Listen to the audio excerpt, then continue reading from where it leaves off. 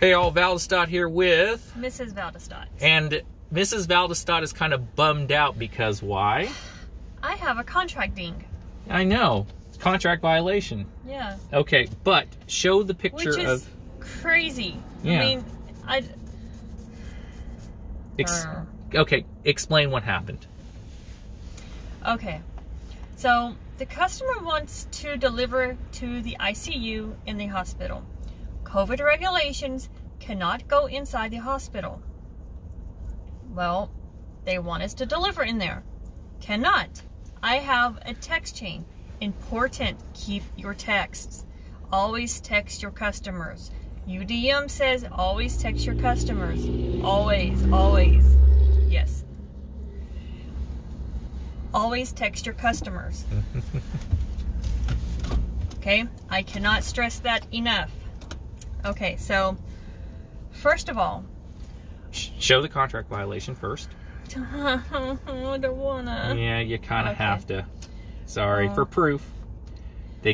Some people could say we're making this up. Okay. Oh, here, hold on. Let's show this right here, and I will put this to this one here. 1 times. Okay, so right there. Customer reported order never arrived, even though we delivered it. So, okay, now show the rating issue. I'm gonna hit this right here. Okay, see customer report. Okay, go ahead. Okay. So, completion steps. This is what it looks like for all those that have never gotten one of these. Attempt to contact customer, wait for the recommended time, submit a helpful photo and description, what happens next, etc. Provide additional details.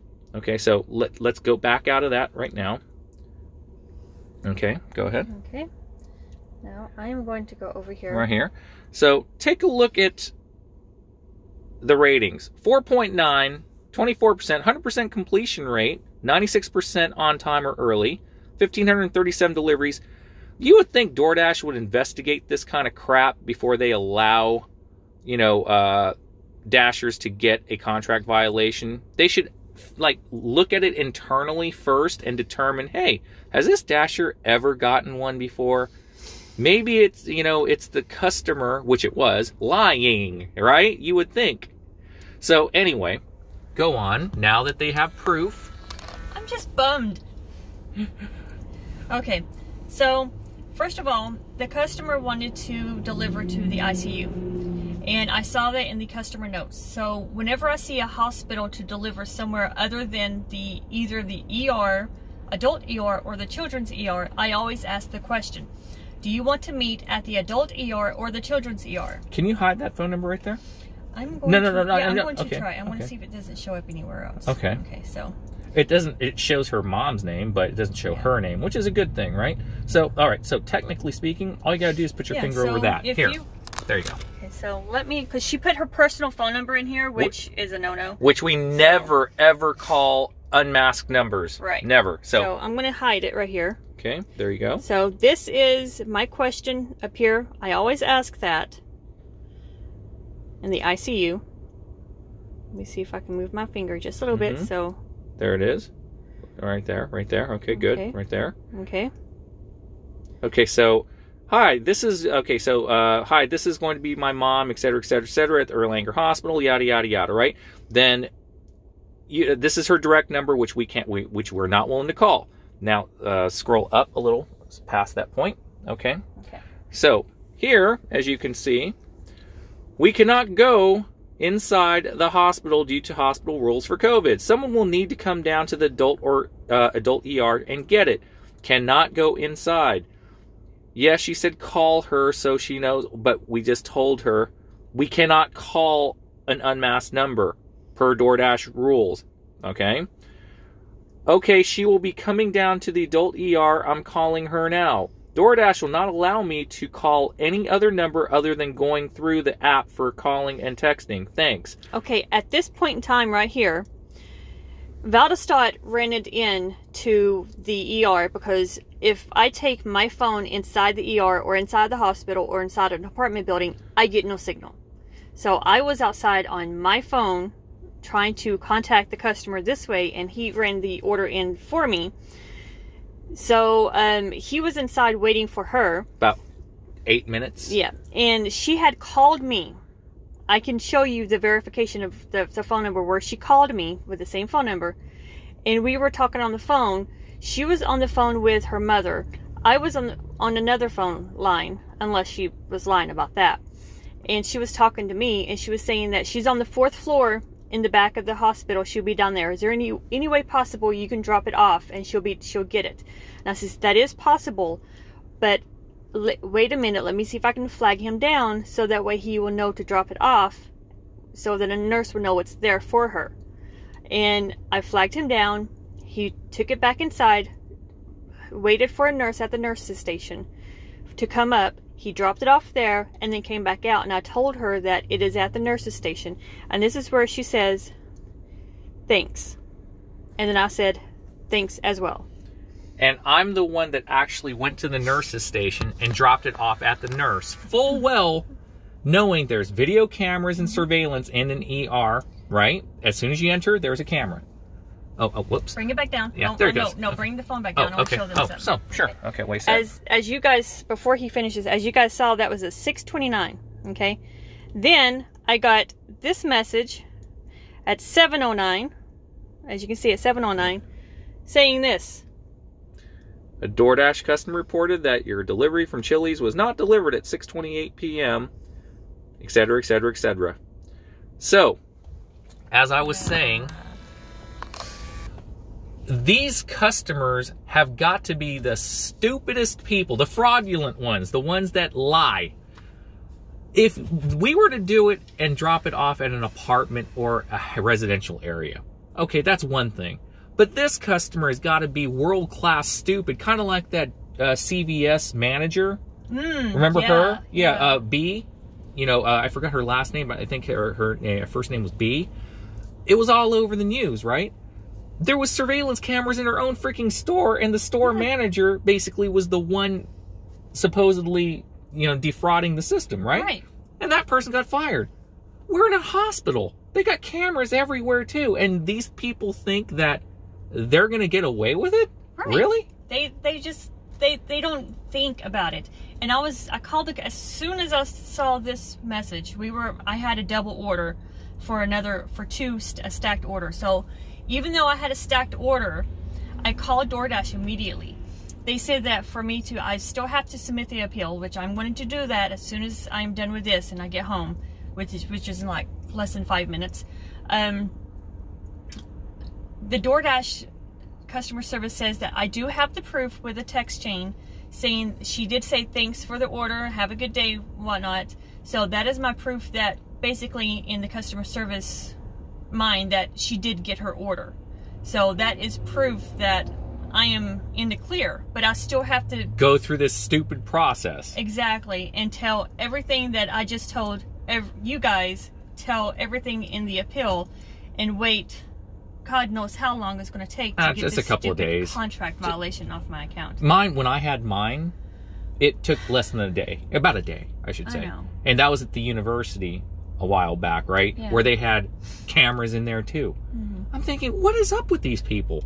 They got cameras everywhere showing where people have gone, showing where you're going, showing you drop off, especially at public places like universities and hospitals. These people, oh, and a CVS pharmacy. Yeah. These people are morons. I mean, they're literal morons. And what did DoorDash, when I asked, what can be done about these people? Are they going to get punished in some way? What did she say? They can get a violation for their account and be deactivated, basically. They can basically get to where they cannot have any more accounts.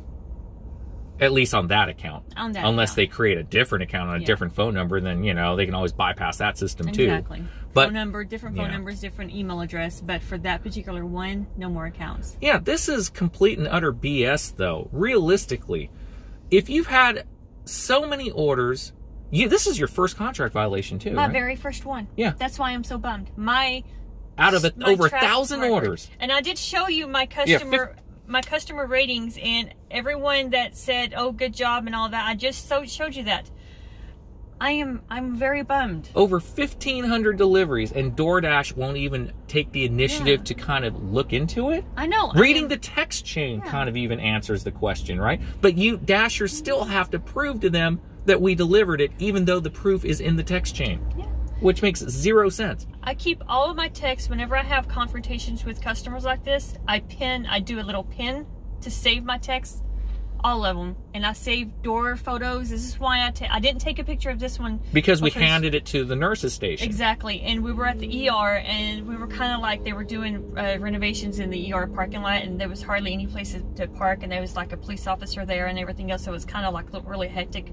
So I didn't take a picture. I should have.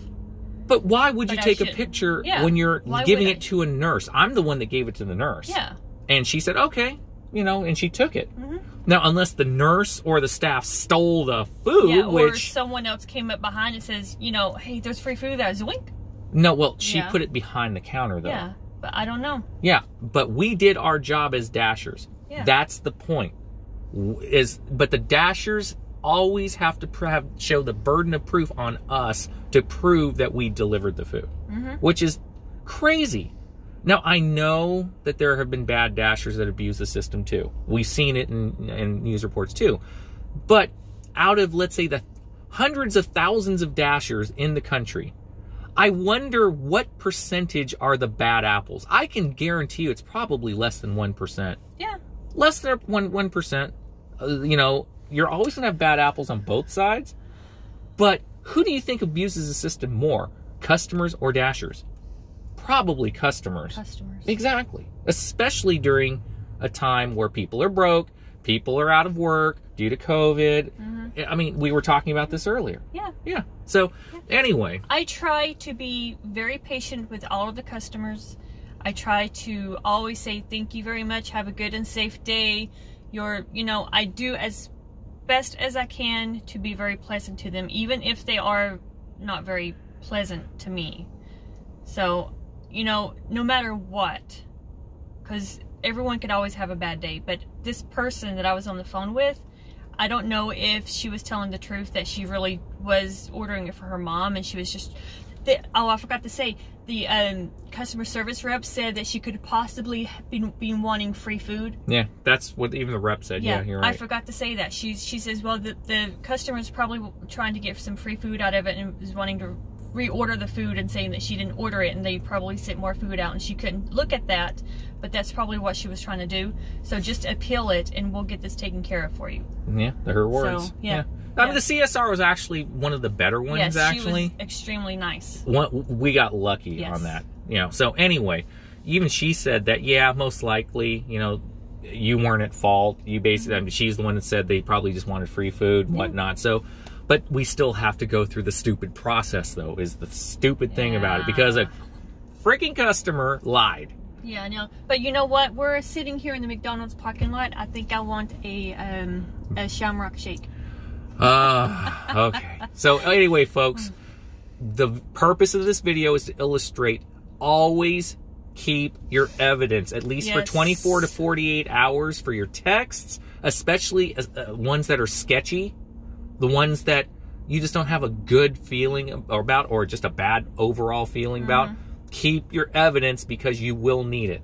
Yes, I have like 3 that I've kept, and I should probably delete those as they've been like 3 weeks ago, but I forgot like 2 or 3 of them. Usually, if they don't do it within 48 hours, you're in the clear. I just haven't deleted them. I know. They're like way down on the text chain. Yeah. So anyway, folks, that was it. This was an informational video to show that make sure you keep your stuff, your evidence and whatnot, because you may need it to save your bacon from getting deactivated.